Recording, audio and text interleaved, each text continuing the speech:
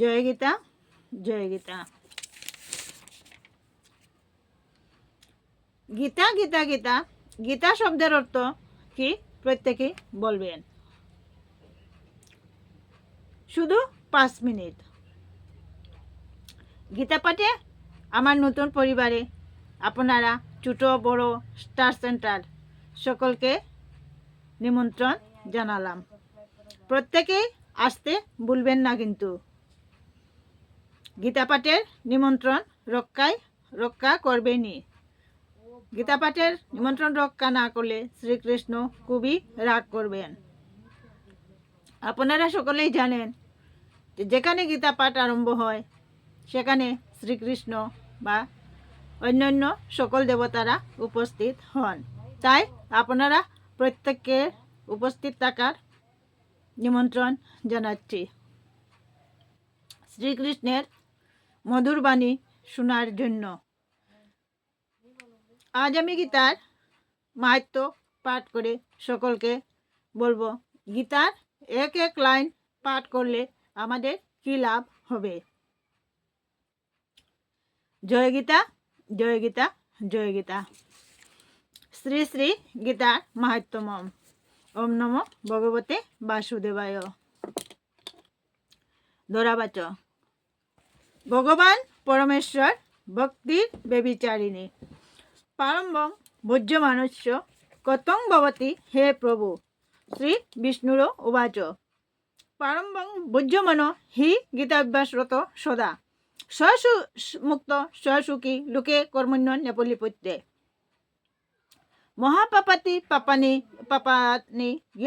গীতাধ্যানং করতি চেত কশ্চিৎ পশ্যন ন কুর্বন্তি নলিনীলদল মদ্ভুত গীতায় পুস্তকং যত্র যত্র পাঠ প্রবর্তন্তে তত্র সর্বাণি তীর্থানি প্রয়াগাদিনী তত্র বৈ সর্বে দেবাশ্চ ঋষিয় যুগ্ন পণ্যগাচ্ছ যে গোপালা গোপিকা বাপি নারদুদ্দব্য পাশ্বর্য সহায় জায়ন্তে শীঘ্রং যত্র গীতা প্রবর্তন্তে যত্র গীতা বিচারশ্চ পঠনং পাঠনং শ্রুতম তত্রাহং নিশ্চিন্তং পৃথিবী নিবস্যামি শৈদিব হি গীতা শ্রেয়হয়ং তিষ্ঠামি গীতা মে চুত্তমং গৃহম গীতা জ্ঞান মুপাশ্রিত তৃণলোক পলায়মহম গীতা মে পরমা বিদ্যা ব্রহ্মরূপা ন সংশয়া অর্ধমাত্রাক্ষরা নিত্য স্বনির্বাচ্য পদার্থিকা চিদানন্দন কৃষ্ণেন প্রাক্ত সমুখত অর্জুন বেদত্রয়ী পরানন্দা তত্ত্বার্থ জ্ঞান সংযুক্তা সহস্রাদশ জপে নিত্যং নরনিশ্চল মানুষ জ্ঞান সিদ্ধিং সুলভতে তত জান্তি পরমং পদম পাঠেহ সমর্থ সম্পূর্ণে তত অর্ধং পাঠমাচরেত তদা গোদানঞ্জং পুণ্যলবন্তে নত্র সংশয় ত্রিভাগং পটমানস্ত গঙ্গা স্নান ফলং লবেত সরসং জপমানস্ত সমযুগ ফলং লবেত একাধ্যাত্ত জনিত্যং পটতে ভক্তি সংযুক্ত রুদ্রলোক মবাপ্লতি গণপুত্তা বেশচিরম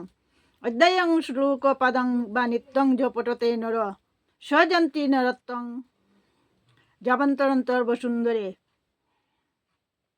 গীতায় শ্লোক দশকং সপ্তপঞ্চ চতুষ্টয়ম যৌতিনিকং তদ অর্ধং বা শ্লোকানং বা পটেন্নর চন্দ্রলোকম অবাপ্লতি বসনমযুক্তং ধ্রুবং গীতামার পাঠ সমাযুক্ত মৃত মানুষতং ব্রজত গীতাভ্যাস পুনঃকৃত লভতে মুক্তি মুক্ত মাম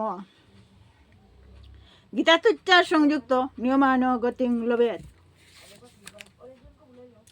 গীতার্থ শ্রবণাসক্ত মহাপাপাতি পাপাজুহত পিবা বৈকুণ্ঠং সমবাপ্লতি বিষ্ণুনা সহ মুদিতে গীতার্থ জ্ঞানত্তে নিত্যং কৃত কর্মাণি ভূরিশ জীবমুক্ত স্ববিজ্ঞয়ে দেহান্তে পরমং পদম গীতামাশ্রিত বহু জনকাদয়া নির্দত কলস্মালোকে গীতাজাতা পরমং পদম গীতায় পঠনং কৃত মাহাত্ম্যং নৈব যে পটেত গীতাপাঠ ভবেত্তস্য শ্রম এ বহুজারিত চৈতন্য মহত্তা সংযুক্ত গীতাভ্যাসং করতি যৎ স তৎফলং ফলমবাপ্লতি দুর্বলাং গতিমপ্লুয়েত সুত উবাচ মাহাত্ম্যমেদৎ গীতায় ময়া প্রাক্তন সনাতনম গীতান্তে চ পটেত যত্র চতুর্থ তৎফলং লভেত ইতি শ্রী শ্রী গীতা মাহাত্ম্যম সমার্পণম। এখন আমরা বঙ্গানুবাদ পাঠ করে গীতার মাহাত্ম্যে কি লেখা আছে ভালো করে বুঝব। ধরাদেবী কহিলেন, হে ভগবান বিষ্ণু, হে পরমেশ্বর, হে প্রভু, প্রারম্ভ কর্মের ভোগকারী মানুষ্যগণের কিরূপে অচল অব্যভিচারিণী অচলা ভক্তির লাভ হয়। ভগবান বিষ্ণু বললেন, প্রারম্ভের ভোগকারী সদা গীতাপাঠে নিযুক্ত হইলে ইহলোকে মুক্ত ও সুখী হন, তিনি কর্মে কখনো লিপ্ত হন না। জল যেমন পদ্মপত্রকে সিক্ত করতে পারে না, তদ্রূপ যিনি গীতার ধ্যান করেন মহাপাপ অতি পাপসমূহ কখনো তাকে স্পর্শ করতে পারে না। যেখানে গীতা গ্রন্থ থাকে এবং যেখানে গীতা পাঠ হয় সেখানে প্রয়াগাদি সকল তীর্থ বিরাজ করেন, সেখানে সমস্ত দেবতা ঋষি নারদ উদ্যোপাশ্চর্য সহিত গোপ ও গোপিকাগণ সমাবেত হন। যেখানে গীতা পাঠ আরম্ভ হয় সেখানে শ্রীকৃষ্ণ অতি সহায় শীঘ্র উপস্থিত হন।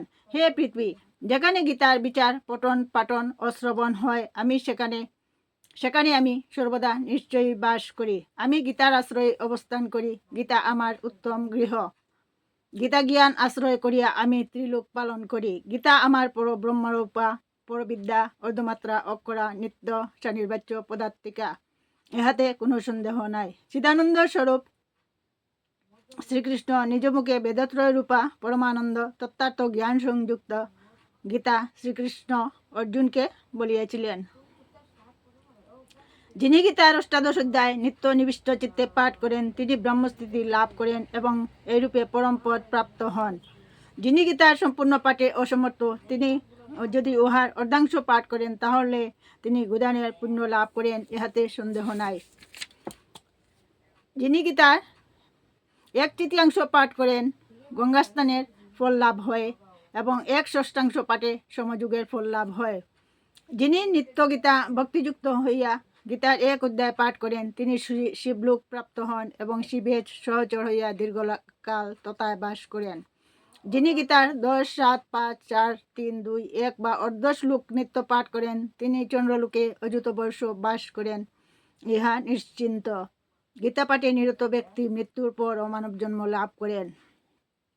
পুনঃ পুনঃ গীতা পাঠের দ্বারা পাঠক উত্তম গতি লাভ করেন। মৃত্যুকালে গীতা শব্দ উচ্চারণ করিলেও মানুষের সদ্গতি হয়।